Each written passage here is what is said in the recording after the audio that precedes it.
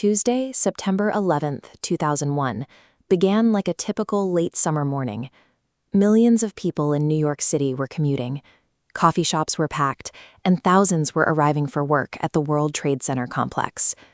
In 2001, the average office worker viewed global conflict as a remote reality, an ocean away from the financial district of Manhattan.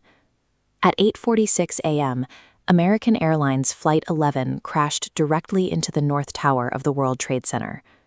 News networks immediately broadcast live images of smoke pouring from the building. To those watching, it appeared to be a horrific aviation accident, perhaps a mechanical failure or a pilot losing control of a small plane. This initial assumption of a freak accident reflected a period of history where the weaponization of commercial airliners for a domestic strike was entirely absent from the public consciousness. 17 minutes passed. It was 9:03 a.m., and millions across the globe were watching the North Tower burn on live television.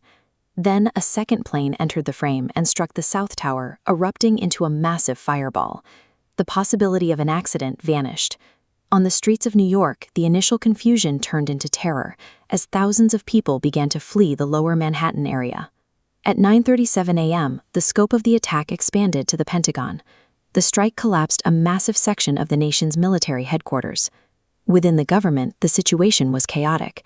Officials struggled to determine how many more planes had been hijacked and where the next target might be. The Pentagon strike triggered a total systemic freeze. For the first time, the FAA ordered every commercial flight in the country to land immediately, clearing the national airspace of thousands of planes.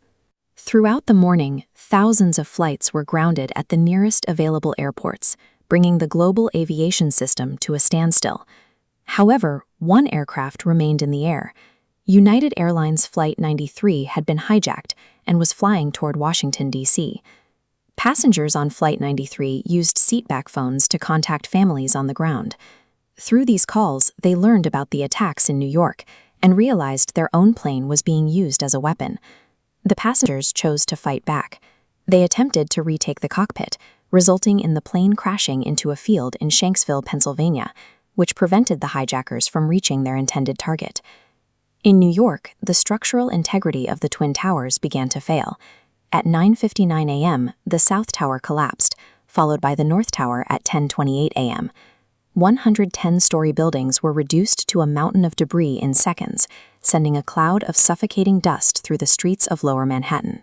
The total collapse of the towers proved that even advanced steel structures were vulnerable to the intense heat of jet fuel fires, shattering previous assumptions about high-rise engineering and safety.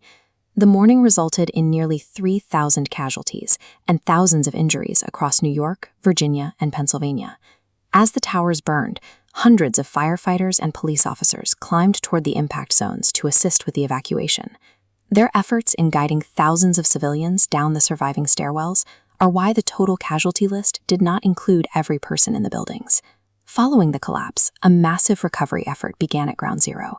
For months, crews worked through dangerous, unstable wreckage to clear the site and search for victims. Beyond the physical cleanup, aviation security was completely overhauled. The relaxed protocols of the 1990s were replaced with the stringent, multi-layered security screenings that now define modern travel. This transition extended to the highest levels of government. New federal agencies were formed to consolidate intelligence, while international relations were realigned to focus on global counterterrorism. Today, the site of the towers is marked by reflecting pools. The names of the victims are engraved in bronze around the perimeter, centering the massive geopolitical shifts of the last 2 decades on individual human loss. September 11th serves as the definitive dividing line in modern history.